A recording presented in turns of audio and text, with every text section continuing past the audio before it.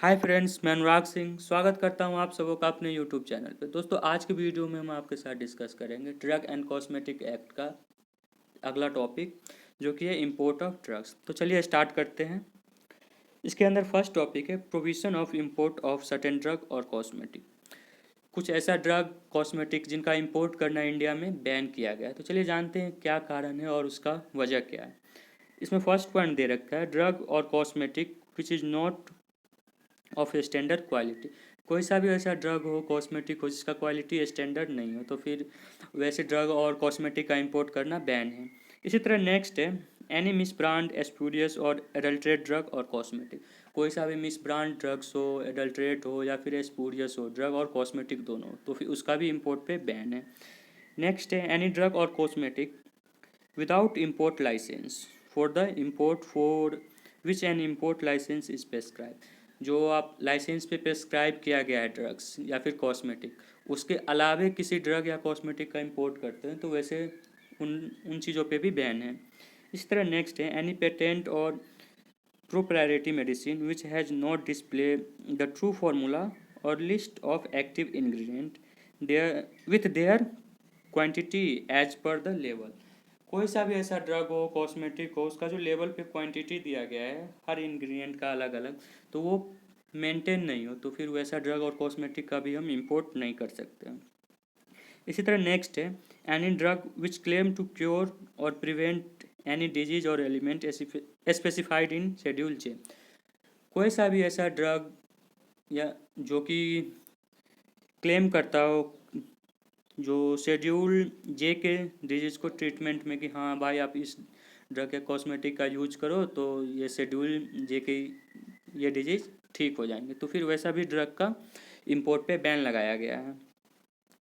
इसी तरह नेक्स्ट है एनी कॉस्मेटिक और drug containing any ingredient which is not which is unsafe or harmful। जो भी ड्रग या कॉस्मेटिक हो उसका जो इंग्रेडिएंट है वो अनसेफ हो, हार्मफुल हो, तो उस पर भी बैन है। इस तरह नेक्स्ट है drugs not level in prescribe manner. मैंने पहले भी आपको बताया कि उसका जो लेवल वो प्रिस्क्राइब मैनर में नहीं हो, तो वैसा भी ड्रग का इंपोर्ट बैन है। Drug after the expiry and those which does not meet the standard quality and purity specified in schedule F. जो शेड्यूल एफ के अकॉर्डिंग जो ड्रग का एक्सपायर हो चुका हो या फिर उसका जो क्वालिटी हो या स्टैंडर्ड नहीं हो, तो फिर वैसा भी ड्रग एंड कॉस्मेटिक का इंपोर्ट पे बैन है। इसी तरह नेक्स्ट पॉइंट है import of drug under licence.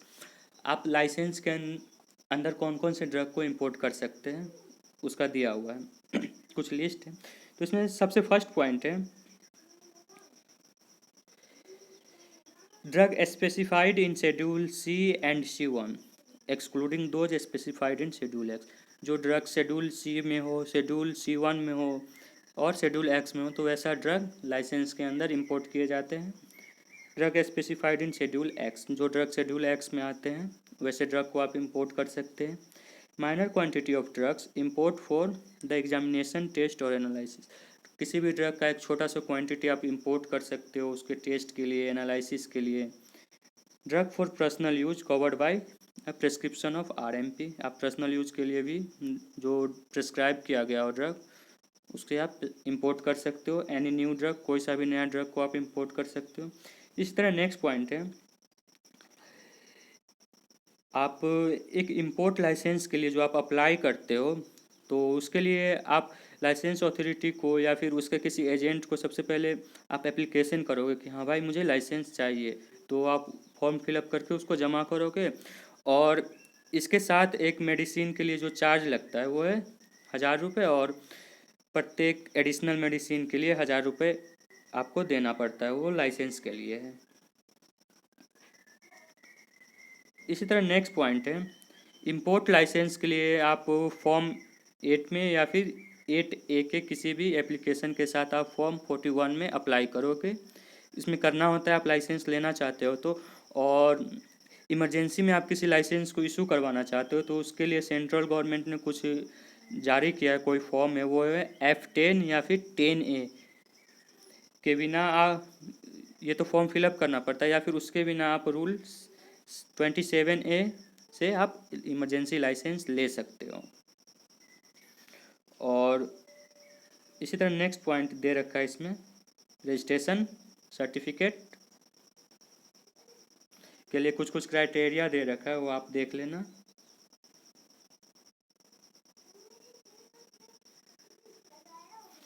इसी तरह इसमें नेक्स्ट है सस्पेंशन एंड कैंसिलेशन।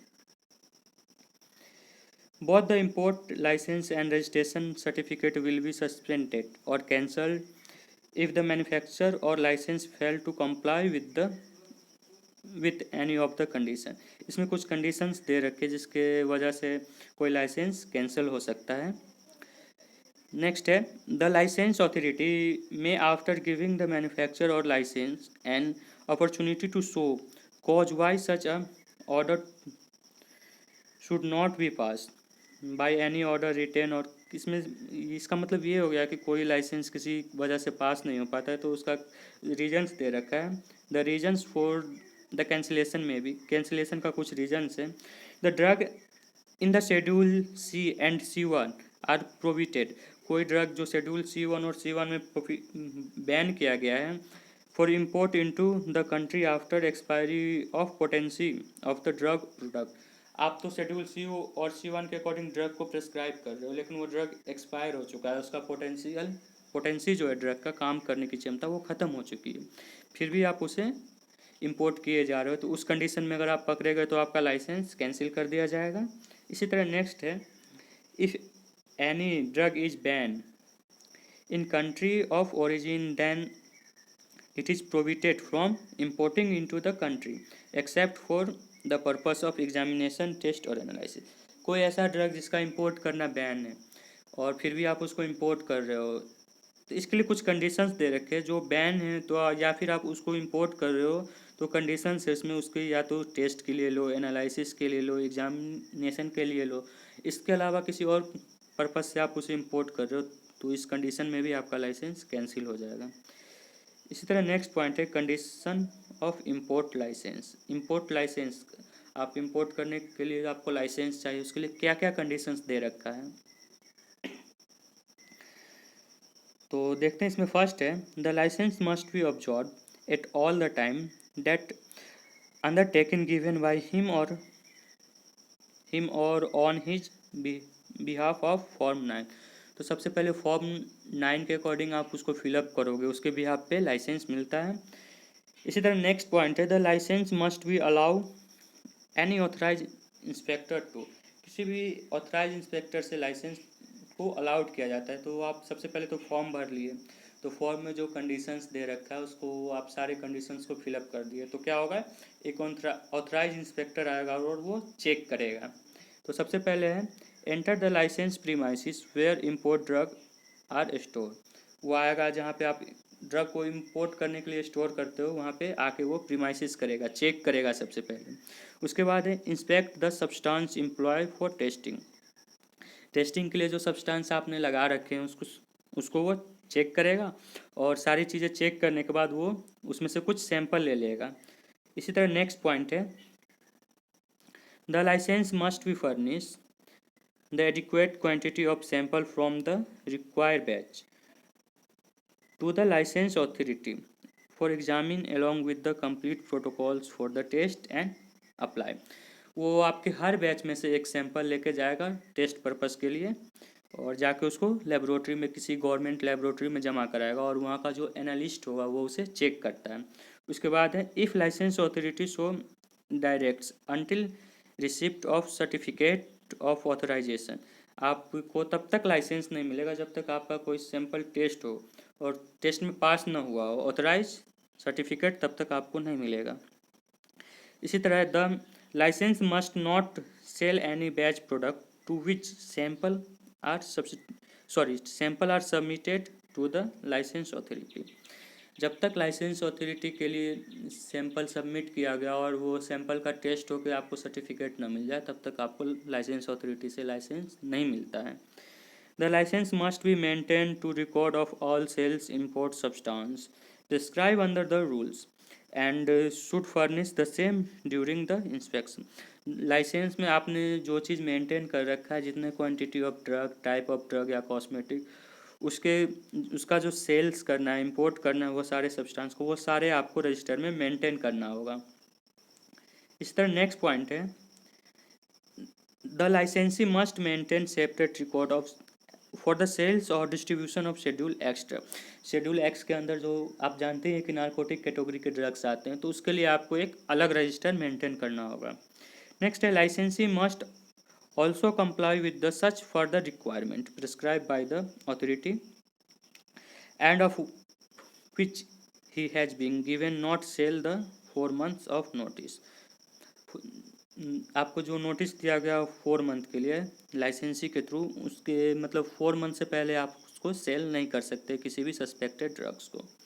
इस तरह नेक्स्ट है, इंपोर्ट ऑफ न्यू ड्रग। नया ड्रग का इंपोर्ट कैसे किया जाता है? तो इसमें फर्स्ट पॉइंट है, a written permission of the licensing authority is required for the import of new drug.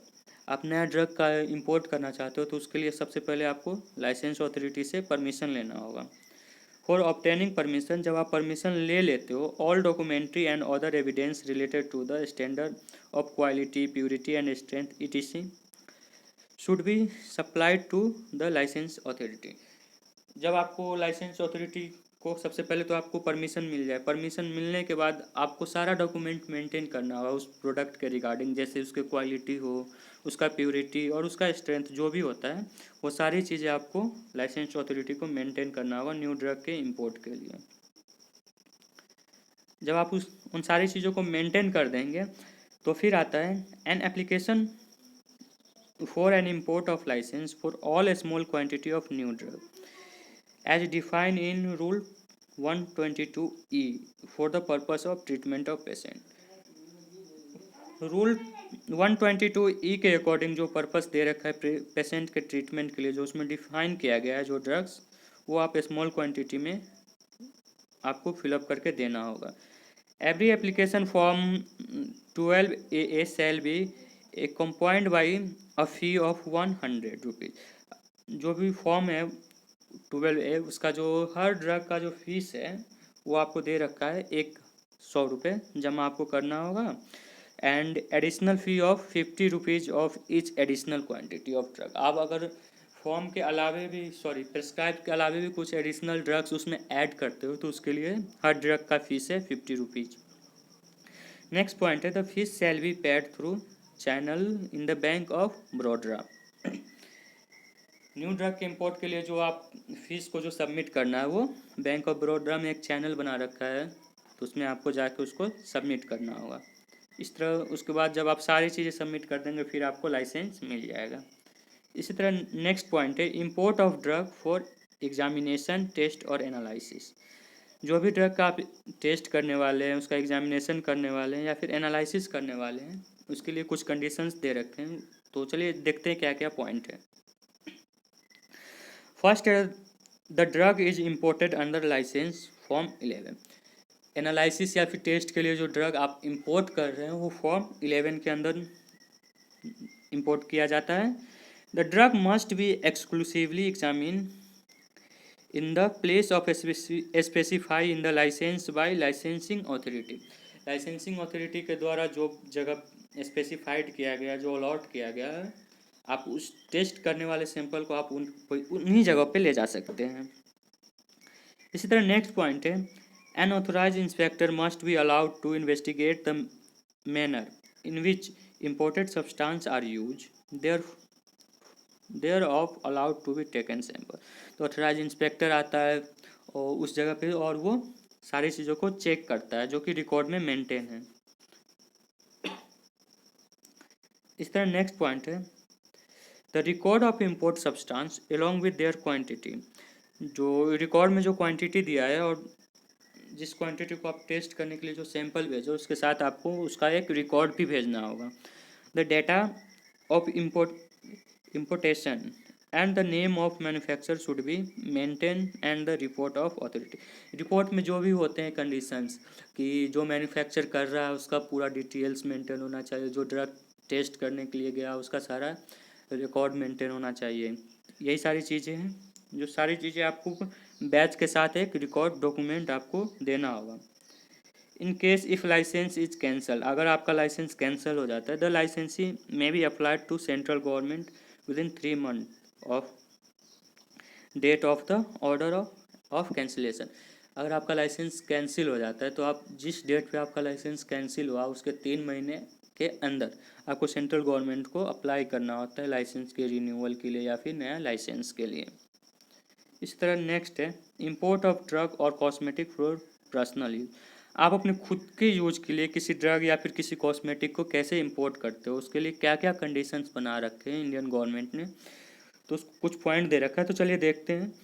First point है drug or cosmetic must be part of a passenger bona fide baggage and must be intend for the exclusive personal use of the passenger. तो जो person उस drug का मतलब personal use करना है उससे, तो वो सारे एक बोनाफाइड में सारे उसकी डिटेल्स मेंटेन होना चाहिए, उसका ड्रग्स का नेम, उसका क्वांटिटी, ये सारी चीज़ें मेंटेन होना चाहिए। इसी तरह नेक्स्ट पॉइंट है they must be declared to custom collector if so directed. अगर वो डायरेक्ट ले जाना चाहते हैं तो उसके लिए सबसे पहले कस्टम कलेक्टर से परमिशन लेना होगा। इस तरह नेक्स्ट पॉइंट है the quantity of any single drug so import must not exceed 100 average dose. आप किसी भी सिंगल क्वांटिटी ऑफ ड्रग, कोई सा भी सिंगल ड्रग्स है, उसका आप 100 डोज से ज़्यादा एक एवरेज दिया गया है, उससे ज़्यादा आप नहीं ले जा सकते हो। नेक्स्ट है any drug or cosmetic not forming the part of passenger baggage may be allowed to import to any application made to the licence authority form 12। कोई भी पर्सन, कोई भी पैसेंजर फॉर्म 12A के से जो गाइडलाइन दिया गया है तो उससे हट के कोई भी ड्रग और कॉस्मेटिक को इम्पोर्ट नहीं कर सकता है। If the licence authority is satisfied to permit grant of form 12B। Licence authority क्या करता है इन सारी चीज़ों को, तो सबसे पहले वो चेक करेगा कि फॉर्म ए के गाइडलाइन के अकॉर्डिंग आप सारी चीज़ें, आपका जो डोज है, ड्रग का नेम है, उसका क्वांटिटी, उसका क्वालिटी, ये सारी चीज़ें मेंटेन है या नहीं। अगर वो मेंटेन है, सेटिस्फाइड हो जाता है तो वो आपको फॉर्म भी ग्रांट करता है और उसके बाद आप फॉर्म बी के अकॉर्डिंग आप ड्रग को ले जा सकते हो। इसका नेक्स्ट पॉइंट है offence and penalty relating to the import of drug. आप इम्पोर्ट ऑफ ड्रग का जो गाइडलाइन दिया गया आप उसे अवॉइड करते हो, तो तोड़ते हो, तो उसके लिए क्या फ़ाइन और क्या सज़ा है वो दिया गया है। तो आप सीरियल नंबर फर्स्ट में देख सकते हो कुछ guideline. Import of adulterate spurious drug or cosmetic और any cosmetic containing any ingredient which may be rendered it unsafe or harmful for the use of direction recombinant. कोई सा भी आप ड्रग या कॉस्मेटिक आप इंपोर्ट कर रहे हो तो उसका कोई सा भी इंग्रेडिएंट हो, कोई सा भी केमिकल पार्ट हो छोटा सा, वो हार्मफुल हो या फिर अनसेफ हो तो उसके लिए आपको फाइन लग जाएगा। तो इसमें फर्स्ट कन्वेंशन क्या है, अगर आप पहली बार पकड़े गए तो imprison up to 3 years and fine up to 5,000 rupees. अगर आप पहली बार पकड़े जाते हैं तो आपको 3 साल का सजा होगा और 5,000 रुपये फाइन। अगर आप फिर उससे नेक्स्ट टाइम पकड़े जा रहे हो दूसरी बार, तीसरी बार, तो वो आपको सजा बढ़ के हो जाएगी 5 साल की और फाइन हो जाएगा 10,000 रुपये या फिर बहुत फाइन भी और सजा भी। इसी तरह नेक्स्ट पॉइंट है import of drug or cosmetic other than referred above the